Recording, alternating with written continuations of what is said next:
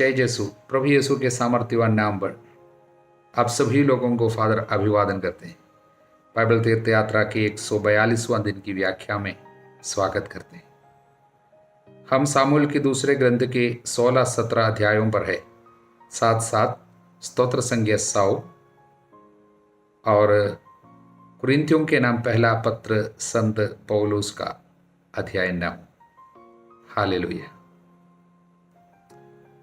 16वां अध्याय सामुएल के दूसरे ग्रंथ में हम राजा दाऊद को महल छोड़कर भागते हुए कारण उसका बेटा अब्सलोम का षड्यंत्र और राजा विप्लव है, वो सब हम देख चुके हैं। और वहाँ इसलिए घर छोड़कर भागना अच्छा समझा।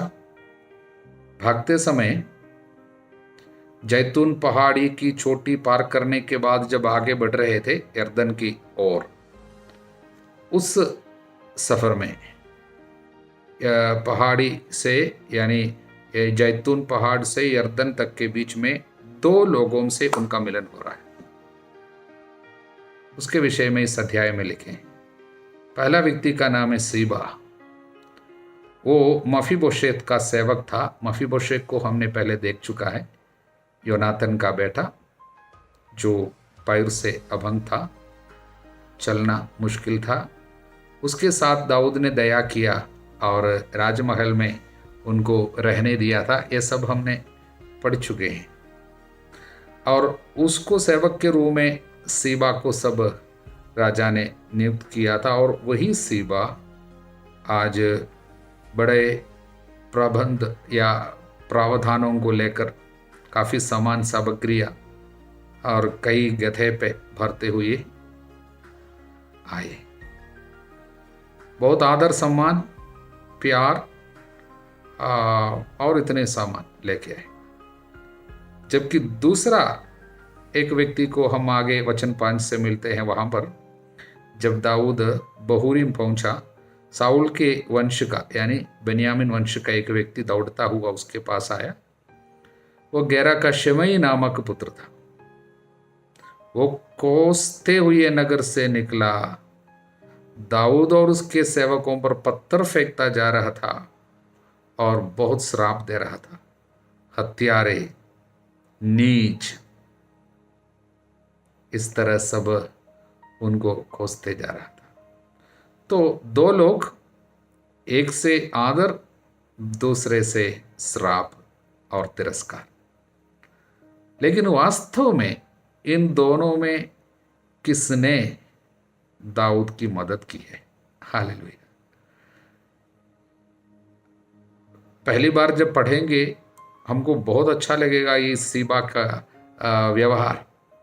जब जरूरत थी दाऊद के जीवन में, तब सारे सामान सामग्रियां खरीद कर सारे प्रावधान के साथ आया। लेकिन दूसरे के बारे में हमको लगा ये श्राप देने वाला, गाली गलौज, पत्थर फेंकता था दाऊद के ऊपर। तो जरूर हमको लगेगा कि सीबा के द्वारा आशीर्वाद मिली और ये शिमई उसको मार डालना था और उसके द्वारा इतने श्राप मिल रहा है। लेकिन और निकटतम रूप से इसको पढ़ने से आगे भी जब पढ़ेंगे हम, तब हमको समझ में आएंगे वास्तव में दाऊद को सीबा के द्वारा नहीं बल्कि जो श्राप देने आया उसी के द्वारा आध्यात्मिक वरदान प्राप्त हुआ, आशीर्वाद। वास्तव में सीबा के द्वारा दाऊद को नुकसान ही हुआ। हालेलुया। कारण सीबा जो प्यार प्रकट किया, बहुत चापलूसी का कार्य था। वास्तव में ये अपने प्यार के पीछे और कुछ छिपाया था।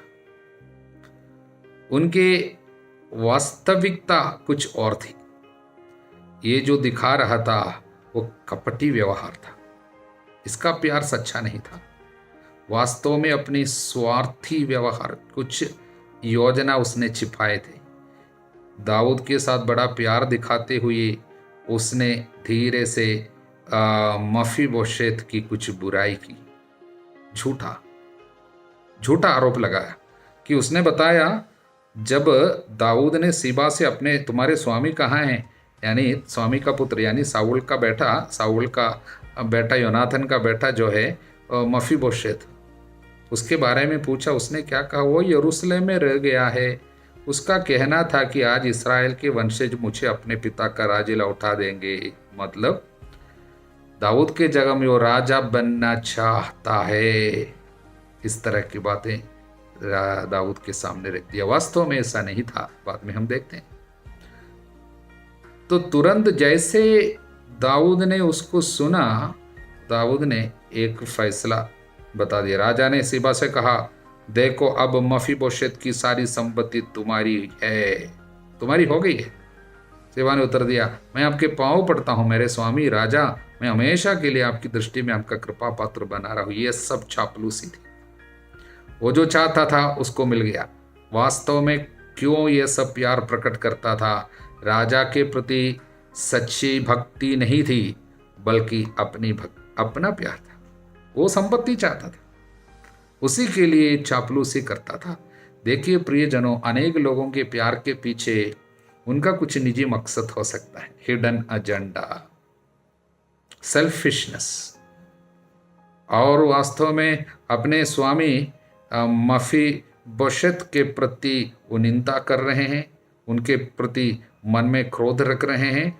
वो बेचारा पैर से अभंग है। उनकी बुराई करते हुए कितना घातक, कितना बुरा कार्य ये आदमी कर रहे हैं। भले ही भला आदमी दिखता है बाहर से, अंदर बुराई। लेकिन दाऊद इनकी सच्चाई को समझ नहीं पाए और एक फैसला बता दिया। इसलिए प्रियजनों, एक अच्छे आदमी को चाहिए, यानी प्रभु भक्तों को चाहिए कि पास में आने वाले लोगों की चापलूसी में सब ना गिरे। जब तक दोनों पक्ष के लोगों से सुनता नहीं है, एक पक्ष में फैसला नहीं सुनाना चाहिए था। लेकिन दाऊद यहाँ पर पराजित हो गया। सीबा के कपट प्यार को पहचान नहीं पाया। हालेलुया। लेकिन दूसरा व्यक्ति, उसका नाम है शिमई, जो बराबर दाऊद को गाली दे रहा था, श्राप दे रहा था, कोस रहा था, चिल्ला रहा था, पत्थर उठा के फेंक रहा था, कह रहा था तू हत्यारे, तू नीच है, तू अपनी करनी का फल भोग रहा है। इस तरह पूरा बदनाम कर रहा था, गंदी बातें बता रहे थे।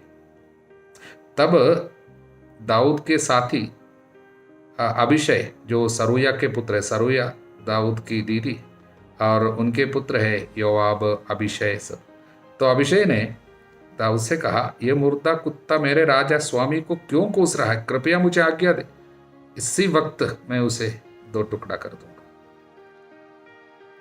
लेकिन राजा ने क्या बोला? वचन 10, सरूया के पुत्र से तुमको क्या? यदि वो इसलिए दाऊद को कोसता है कि प्रभु ने उसे ऐसा करने की प्रेरणा दी है, तो कौन पूछ सकता है कि तुम ऐसा क्यों कर रहे हो?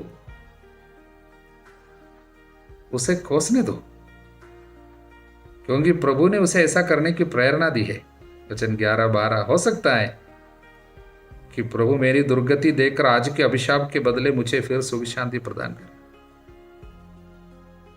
प्रियजनों, कितनी सुंदर बात अब इसने बताया।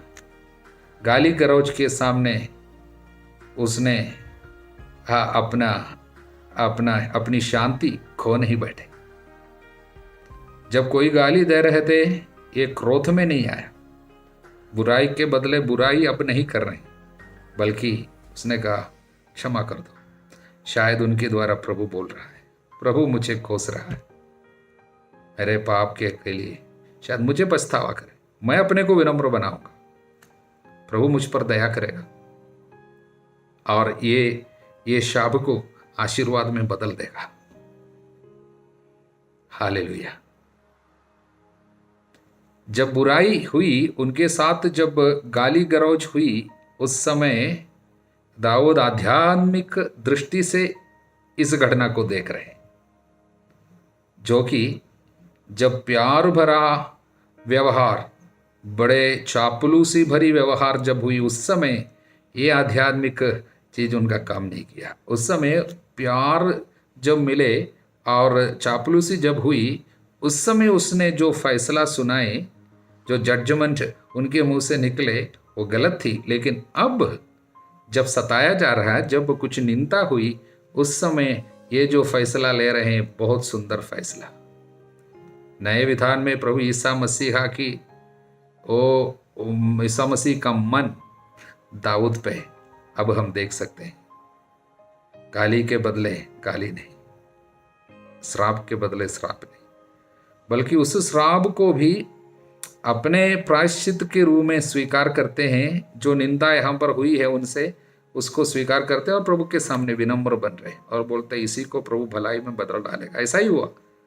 प्रभु जब इनको वापस लेके जा रहे थे राजा को, अब्सलोम की मृत्यु के बाद, उस समय यही समय 1000 लोगों को लेके, बेनियामिन के 1000 लोगों को लेके स्वागत करने के लिए आया और उस समय माफ़ी मांगा, मुझसे गलती हुई, माफ़ी मांग रहे थे। देखिए, किसी के व्यवहार जो प्रभु को पसंद आता है, उनके शत्रु को भी प्रभु मित्र बना देता है। वचन में लिखी बात है। हालेलुया। इसलिए ये 2 व्यक्ति जो मिलने आए, किसी से प्यार मिला, किसी से अनादर मिला, किसी से आदर सम्मान और किसी से गाली गलौज और निंदा। लेकिन दाऊद पहले व्यक्ति के पास हार गया, दूसरे व्यक्ति के पास जो जीत गया। वास्तव में हम लोगों को इससे कुछ शिक्षा मिलती है। हमारे जीवन में भी ऐसे लोग आएंगे, लेकिन शायद प्यार लेके आने वाले लोगों से ज़्यादा दुख लेकर आने वाले लोगों से आध्यात्मिक लाभ होगा। हालेलुया। इसलिए किसी की निंदा नहीं करनी चाहिए और सावधान रहनी चाहिए। जो प्यार और चापलूसी भरा व्यवहार के पीछे कुछ और चीज छिपे हुए होंगे, लेकिन गाली गलौज में छिपी हुई चीज क्या है? आशीर्वाद। दुख में महिमा छाई हुई है और प्रभु ने इसलिए कहा, अंधकार में छिपे खजाना में दूंगा। इसलिए निराश नहीं होना। जब भी कुछ दुखमय बातें किसी से हमको होती है, उस समय हमको दाऊद के ये शब्द हमारी मदद कर सकते हैं। शायद प्रभु की प्रेरणा होगी, उनको प्रभु की प्रेरणा से ऐसा करता हो तो मैं विनम्र बनाऊंगा, प्रभु भलाई में बदल डालेगा। यही बात है बस। और उनको मार डालने के लिए जाने से फायदा नहीं है। हालेलुया। फिर भी दाऊद में प्रभु ईसा मसीह के एक झलक केवल है, पूर्णता नहीं है। भले ही यहाँ पर उसने क्षमा किया, बाद में हम देखेंगे कि दाऊद इस बात को पूर्ण रूप से भुला नहीं पाए। क्षमा तो दिया यहाँ पर, लेकिन भूल नहीं गया था पूर्ण रूप से। बाद में मरने के पहले इस बात को थोड़ा सा लेके आते हुए हम उसको सुनेंगे, बाद में हम लोग सुनेंगे। लेकिन अब संदेश हमारे सामने है, भलाई लेकर कोई आए, किसी ने बुराई लेके आए, लेकिन वास्तव में कौन सी चीज़ उनकी मदद की है अब हमने देखा। इसलिए हमारे जीवन में भी अचानक किसी के द्वारा तकलीफ या दुख मिलता है, उस समय ये हमारा शत्रु है, इसके द्वारा हमारे जीवन में बहुत विपत्ति आई है, कभी सोचना नहीं, शायद आशीर्वाद उसी पे छिपी हुई होंगी। हालेलुया। अब 16वां अध्याय में और बाकी 17वां अध्याय में जो बातें रह गई है, मुख्य रूप से 2 लोगों की बातें, उसको हम जरा देखेंगे। अहीतोफल एक का नाम है, दूसरा का नाम है हुशै। अहीतोफल और हुशै, ये दोनों लोग उस समय के सबसे जाने माने परामर्शदाता कहलाते थे, सलाहकार। राजा लोगों को किसी सलाहकार की जरूरत है, फैसला काफी लेना पड़ता है, इसलिए इनके परामर्श लेते थे। ये अहीतोफल और हुशै, ये दोनों बहुत ही ताकतवर यानी बुद्धिशाली है।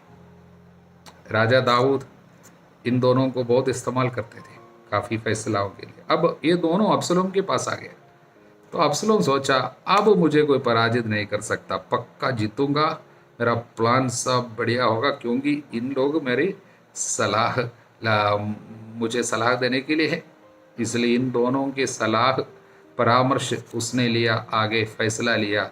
आगे जाकर हम देखते हैं इनका पतन हुआ, मृत्यु हुई, बुरी तरीके से मारे गए। कारण प्रभु से परामर्श नहीं लिया और मनुष्यों पर भरोसा रखा। वचन कहता है श्रापित है वे लोग जो मनुष्यों पर भरोसा रखते। उदाहरण के लिए रमेश के अध्याय 17 वचन 5, प्रभु कहता, धिक्कार उस मनुष्य को जो मनुष्य पर भरोसा रखता है, निरे मनुष्य का सहारा लेता है और उसका हृदय प्रभु से विमुख हो जाता है। यही कार्य है यहाँ पर अब्सलोम के साथ हुआ। हृदय प्रभु से विमुख हो गया, निरे मनुष्यों का सहारा लिया, मनुष्य पर भरोसा रखा। ऐसे लोग मरुभूमि के पौधे के सदृश कभी अच्छे दिन नहीं देखता। मरुभूमि के उत्तप्त स्थानों में नुनखरी निर्जन धरती पर रहता है। ऐसा हो गया। और स्तोत्र संज्ञा 146 में वचन 3, ना तो शासकों का भरोसा करो, ना किसी मनुष्य का जो बचाने में असमर्थ है। वे सब प्राण निकलते ही मिट्टी में मिल जाते हैं, उसी दिन उनकी सब योजनाएं व्यर्थ हो जाती है। धन्य है वो जिसका सहायक याकूब का ईश्वर, जो अपने प्रभु ईश्वर का भरोसा करता है, जिसने स्वर्ग और पृथ्वी को बनाया। यही कार्य मनुष्यों पर भरोसा रखा। इसलिए अब्सलोम ने अहीतोफेल के परामर्श को मानते हुए जाकर क्या किया, सबसे पहले अपने पिता दाऊद की उपपत्नियों के साथ बलात्कार किया। वो भी सरेआम, कहाँ पर? छत के ऊपर तंबू ताना, वहां पर महल के छत के ऊपर। देखिए इसमें एक भविष्यवाणी पूरी भी हो रही है। वो है, दाऊद जब इस तरह पाप किया, नातान आकर कहा था तुम्हारी पत्नियों के साथ इस तरह भद्र व्यवहार किया जाएगा। देखिए वो चोरी चुपके दाऊद ने जो कार्य किया था, अब सरेआम किया। छत के ऊपर रहकर एक पाप हुआ, यहाँ पर छत के ऊपर बहुत बड़ा पाप हुआ। ये सब जुड़ी हुई बात है। पिता ने जो कार्य चुपके से किया, बेटा अभी खुलेआम किया। पाप पीढ़ियों में बढ़ते जाते हैं। हालेलुया। और उसके बाद अहीतोफेल का परामर्श से बढ़कर हुशै का परामर्श उसने स्वीकार किया, और उसके बाद फिर आगे युद्ध के लिए स्वयं निकला। उस युद्ध में अगले अध्याय 18वां अध्याय में हम देखेंगे उसकी मृत्यु हो रही है। लेकिन इन लोगों की परामर्श इनको विपत्ति की ओर ले गया।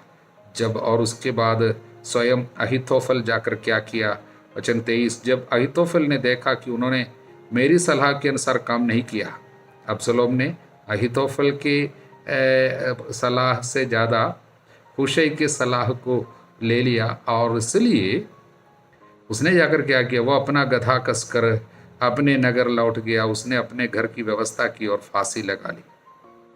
देखिए बड़ा सलाहकार था, लेकिन स्वयं अपने जीवन को सही दिशा पे ला नहीं पाया। दूसरों को सलाह देता था, लेकिन खुदकुशी किया जाके। प्रियजनों, कई लोग ऐसे हैं आज भी, दूसरे लोगों की मदद के लिए सलाह सब देता है, लेकिन अपने जीवन में कोई आदर्श का पालन नहीं कर पाया। जाकर अपने जीवन को वो व्यवस्थित रूप से कर नहीं पाया। जब उसका कारण क्या है, उनके एक परामर्श किसी ने माना नहीं। कितना हल्का आदमी देखिए। बाहर से लोग इनको बड़ा बोलते हैं, इसका परामर्श ईश्वर की वाणी सदृश समझा जाता था। इसका सब परामर्श मूल्यवान समझते थे। ऐसा आदमी जब उनकी एक बात राजा नहीं मानी, तब जाके निराश होकर खुदकुशी किया। देखिए आज भी लोग इस तरह के बड़ी विपत्ति में फंसते हैं, जब उनकी एक बात कोई मानते नहीं है। शायद कोई बच्चा, आजकल कैसे सुनने को मिलते हैं, किसी लोगों ने मोबाइल मांगा और माता पिता नहीं दिया, जाकर खुदकुशी किया। किसी शादी करना चाहा, लड़की ने इनकार किया, खुदकुशी किया। सेम स्पिरिट है, दुष्टात्मा इसी में काम किया। और जॉर्ज लियो हाइडोक ईशी शास्त्री, उसने कहा इसकी मृत्यु जो है, वचन 23 पे हम लोग अध्याय 17 वचन 23 पे उसने जाकर खुदकुशी किया। इसमें यूदस नजर आता है। यूदस ने भी इस तरह का कार्य किया, और मृत्यु में और उनके काम में भी। दाऊद के साथ बेईमानी करते हुए अहीतोफेल यहाँ पर आ गया अब्सलोम के पास। दाऊद का सबसे अच्छा सलाहकार था, लेकिन वो इनके साथ किस तरह यूदस ने प्रभु के साथ विश्वासघात किया, इसी तरह इसने भी अपने स्वामी के साथ विश्वासघात किया, बाद में जाकर मर गया। हालेलुया।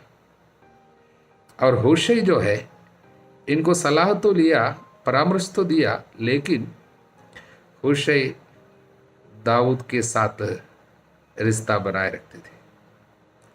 उनका स्वामी भक्ति दाऊद के साथ रहा, इसलिए उसने जानबूझकर एक सलाह अब्सलोम को दिया जो उसके लिए विपत्ति का कारण बना। इसलिए प्रियजनों, मनुष्यों पे हमें भरोसा नहीं रखना है।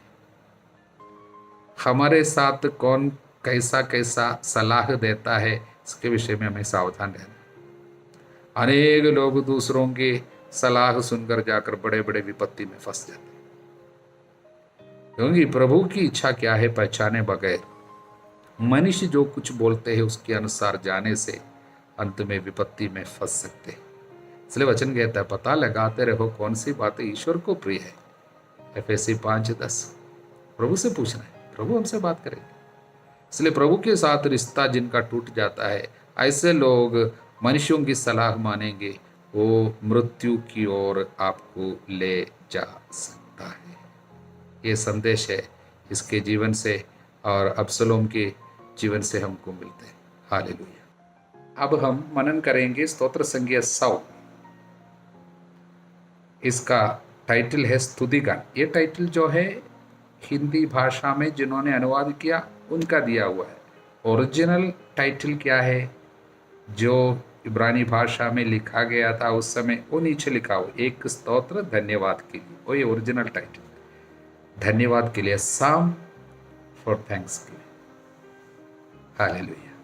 150 स्तोत्र में केवल ये स्तोत्र का टाइटल है धन्यवाद के लिए। दूसरा कोई भी स्तोत्र का टाइटल यानी ओरिजिनल टाइटल धन्यवाद के लिए नहीं मिलता है, केवल यही है। इसकी विशेषता क्या है? 2 अर्थ है इसका। एक, जब लिखा गया था उस समय का, इजरायली लोग निर्वासन में चले गए थे बाबुल में, और 70 साल वहां पर रहने के बाद वापस आए। बाबुल के राजा, बाबिलोन के राजा नबूकदनेस्सर इनको लेकर जाने के पहले यरूशलेम मंदिर को नष्ट किया था, और सभी लोगों को, सभी यरूशलेम निवासियों को, सभी इस्राएलियों को लेकर गए। वहाँ पर वे निर्वासन में रहे, दास दासियां बनकर रहे। 70 साल के बाद प्रभु वापस लेके आया। उसके बाद लोग मंदिर पुनः बनवाए।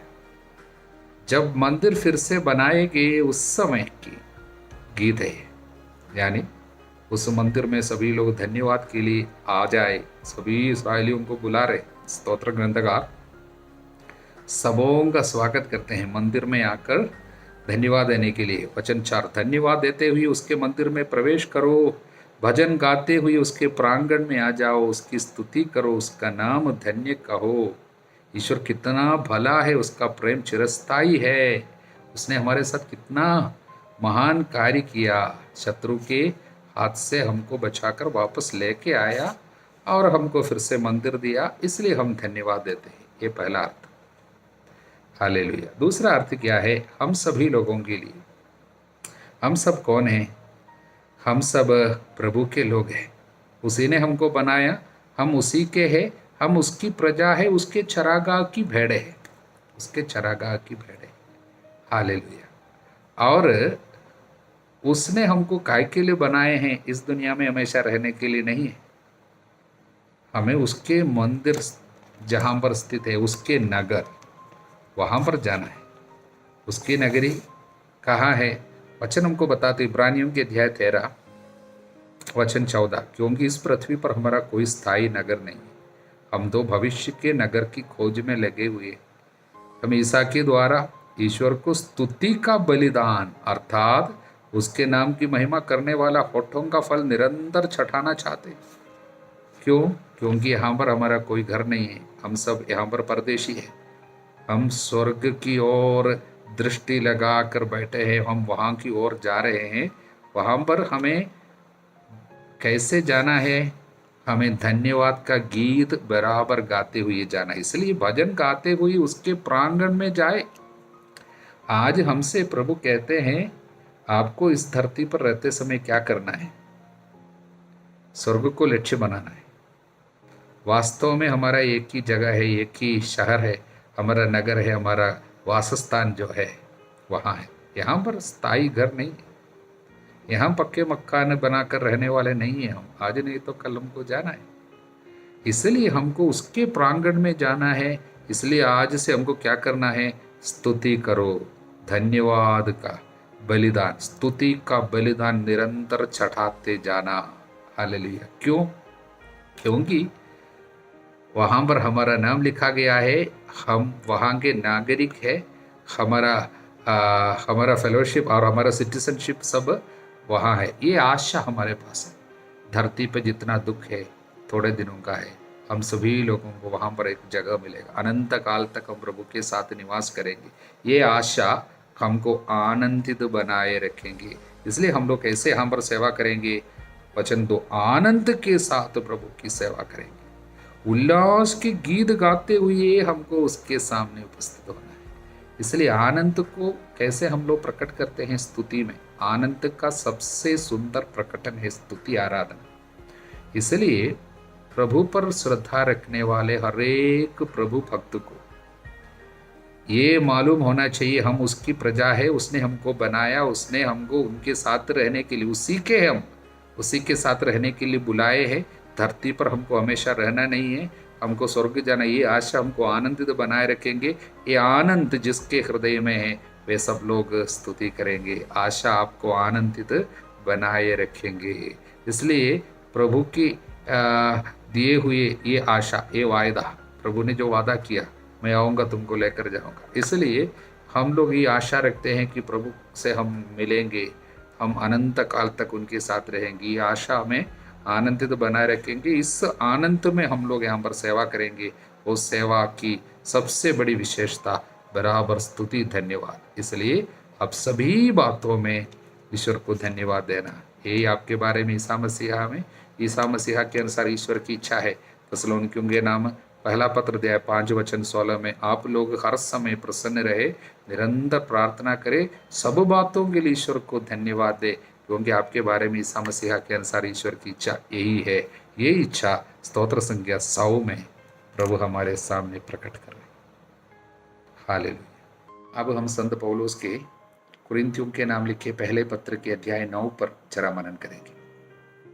8वां अध्याय में हमने देखा संत पौलुस कहता है हमें किसी के लिए भी पाप का कारण नहीं बनना, उनके विश्वास में बाधा हमको नहीं डालना है। यहाँ तक कि वो कहता है मेरा मांस खाने के कारण किसी को चोट लगता है तो मैं मांस खाना भी बंद करूंगा। उसके मन में एक ही बात है कि मैं कुछ भी करूं जिससे आप लोगों के विश्वास बढ़ते जाए, ना घटे। 9वां अध्याय में वो कहता है प्रेरित होने के नाते मेरे काफ़ी अधिकार है। उदाहरण के लिए मैं आपकी सेवा करता हूँ, वचन सुनाता हूँ और आपके बीच में आध्यात्मिक बीज बोता हूँ, तो क्या मैं आपसे भौतिक फसल की आशा करना कोई बड़ी बात है? मतलब मैं आपसे संपत्ति तो पा सकता हूँ क्योंकि मैं आपके लिए कार्य करता हूँ, तो आपसे मेरे जीवन के लिए जितनी जरूरी बातें हैं मैं आपसे मांग सकता हूँ, इसका अधिकार है। सुसमाचार सुनाने वालों को, जो लोग सुसमाचार सुनते हैं, आशीर्वाद स्वीकार करते हैं, उनसे कुछ संपत्ति पाने का अधिकार है, लेकिन उस अधिकार का मैं इस्तेमाल नहीं करता। और वो उदाहरण देता, क्या एक कभी सुनने में आया कि कोई अपने खर्चे से सेना में सेवा करता है? वचन 7, कौन डाकबारी लगाकर उसका फल नहीं खाता? कौन झुंड चराकर उस झुंड का दूध नहीं पीता? और ये मैं साधारण जीवन के उदाहरणों के आधार पर ही नहीं कह रहा हूँ, संहिता भी यही कहती है। इसलिए संहिता की बात भी आगे वचन 9 में सपटते। उसके बावजूद वो कहता है लेकिन मैं मेरा इस अधिकार का भी इस्तेमाल नहीं करता हूँ। कारण इस अधिकार का उपयोग क्यों नहीं करता है? हम मसीह के सुसमाचार के प्रचार में कोई बाधा ना डालना चाहता है कि किसी को ये देखकर बुरा लगे लो पैसा के लिए कार्य करता है, ऐसा कोई ना बोले।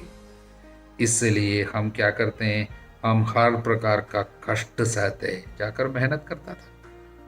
संत पौलुस किसी से पैसा नहीं लेता था अपने लिए, बल्कि अपने सारे कार्य के लिए वो मेहनत करता था। तंबू बनाता था, वो प्रचार कार्य के बीच में समय लगाकर जाकर तंबू बना बनाकर पैसा कमाता था और उससे चलता था। हालेलुया, इसलिए बहुत मेहनत करता था। हालेलुया। इसलिए क्या आप लोग ये नहीं जानते कि मंदिर में धर्म सेवा करने वालों को मंदिर से भोजन मिलता है और वेदी की सेवा करने वाले वेदी के चढ़ावे के भागीदार है? इसी तरह प्रभु ने आदेश दिया कि सुसमाचार के प्रचारक सुसमाचार से जीविका चलाए, परंतु मैंने इन अधिकारों को उपयोग नहीं किया और ये मैं इसलिए नहीं लिख रहा हूं, अब मेरे लिए ऐसा किया जाए कि अब मेरे लिए ऐसा किया जाए, मैं भले ही मर जाऊं किंतु मैं अपने को इस गौरव से वंचित नहीं होने दूंगा। मैं इस पर गौरव नहीं करता कि मैं सुसमाचार का प्रचार करता हूं, मुझे तो ऐसा करने का आदेश दिया गया, अधिकार मुझे यदि मैं सुसमाचार का प्रचार ना करूं। इसलिए आप ये नहीं सोचना कि मैं ये सब पैसा के लिए करता हूँ। मैं सुसमाचार इसलिए सुनाता हूँ, मुझे ऐसा करने का आदेश प्रभु ने दिया। अगर मैं नहीं करता, धिक्कार मुझे यदि मैं सुसमाचार का प्रचार नहीं करता। इसलिए वो अपने पर दोष लगाने के लिए किसी को मौका नहीं देता है। इसलिए पैसा के प्रति कभी भी लालच नहीं रखता, लगाव नहीं रखता और अपना अधिकार होने के बावजूद उसको इस्तेमाल नहीं करता, जिससे किसी न किसी रीति से आदमी को बचाए। आत्माओं को बचाने के लिए मैं ये सारा कष्ट उठाता हूँ। और आगे वो कहता है वचन 22, मैं दुर्बलों के लिए दुर्बल जैसा बना जिससे मैं उनका उद्धार कर सकूं। मैं सबों के लिए सब कुछ बन के आऊं जिससे किसी न किसी तरह कुछ लोगों का उद्धार कर सकूं। एकमात्र आग्रह है कि मेरे द्वारा किसी न किसी रीति से आत्माओं की मुक्ति हो जाए, उसके लिए मैं कुछ भी सहूंगा। हाँ, आगे 23वां, ये सब सुसमाचार के कारण कर रहा हूं जिससे मैं भी उसके कृपा दानों का भागी बन जाऊं। इसलिए आत्माओं को बचाने की सेवा कार्य प्रभु ने सौंपा है, इसको करते हुए मैं भी उसकी कृपा का भागी बन जाऊं। और ये आसान कार्य नहीं है। आगे संत पौलुस कहता है 24 से लेकर वचन में, क्या आप ये नहीं जानते कि रंगभूमि में तो सभी प्रतियोगी दौड़ते हैं लेकिन पुरस्कार एक को ही मिलता है। और इसलिए सब प्रतियोगी हर बात में संयम रखते हैं। वे नश्वर मुकुट प्राप्त करने के लिए ऐसा करते हैं, लेकिन हम लोग अनश्वर मुकुट पाने के लिए। इसलिए मैं एक निश्चित लक्ष्य सामने रखकर दौड़ता हूं। मैं ऐसा मुक्केबाज हूं जो हवा में मुक्का नहीं मारता। मुझे मालूम है कहां पर मुक्का मारना, मुझे मालूम है मैं किस लिए मेहनत कर रहा हूँ, मुझे मालूम है क्यों दौड़ रहा हूँ, मुझे मालूम है मैं उपवास क्यों कर रहा हूँ, मुझे मालूम है कि मैं सुख सुविधाओं को क्यों छोड़ रहा हूँ, मुझे मालूम है मैं शादी क्यों नहीं कर रहा हूँ। हालेलुया। इसका मतलब मैं यूं ही ऐसा नहीं करता हूँ। हवा में मुक्का मारने वाला मुक्केबाज मैं नहीं हूँ, एक लक्ष्य है मेरा। इसलिए वो क्या करता है, वचन 27, मैं अपने शरीर को कष्ट देता हूँ, वश में रखता हूँ, कहीं ऐसा ना हो दूसरों को प्रवचन देने के बाद स्वयं में ही टुकरा दिया जाऊं। प्रियजनों, एक बहुत सुंदर वचन कि इतने बड़े संत होने के बावजूद वो क्या कहता है, तीसरे स्वर्ग तक उठाए जाने वाला आदमी, लेकिन कहता मैं शरीर को कष्ट देता हूं। इसका मतलब ये जो कार्य आसानी में मिलने वाला कार्य नहीं। इतने बड़े चुने हुए आदमी को भी आध्यात्मिक जीवन में आगे बढ़ने के लिए कष्ट उठाना पड़ता था, त्याग तपस्या का जीवन बिताता था, शरीर को सताता था, जागरण करता था, उपवास किया करता था, हाथ उठा के प्रार्थना करता था। इसलिए वचन कहता है पवित्रता की साधना किया करो, जिसके बिना कोई ईश्वर का दर्शन नहीं कर सकता। ये पवित्रता आसानी से मिलने वाली चीज नहीं है, मेहनत करना पड़ता है, साधना करना पड़ता है। इसलिए हम सभी लोगों को संत पौलुस ये प्रेरणा देते हैं, आध्यात्मिक जीवन में आलसीपन को नहीं लाना। आध्यात्मिक जीवन में मेहनत, त्याग, तपस्या, ये सब आध्यात्मिकता की हिस्सा है। अपने धर्म को कभी हल्का नहीं लेना। जैसे ये आदमी अपने धर्म को कितना सीरियसली लेता है, हमको भी ये प्रेरणा देता है, अपने आध्यात्मिक जीवन को सीरियस ले लीजिए। हालेलुया। प्रभु आप सभी लोगों को आध्यात्मिक वरदानों से भर दे, अब सदा सर्वदा अनंत काल तक।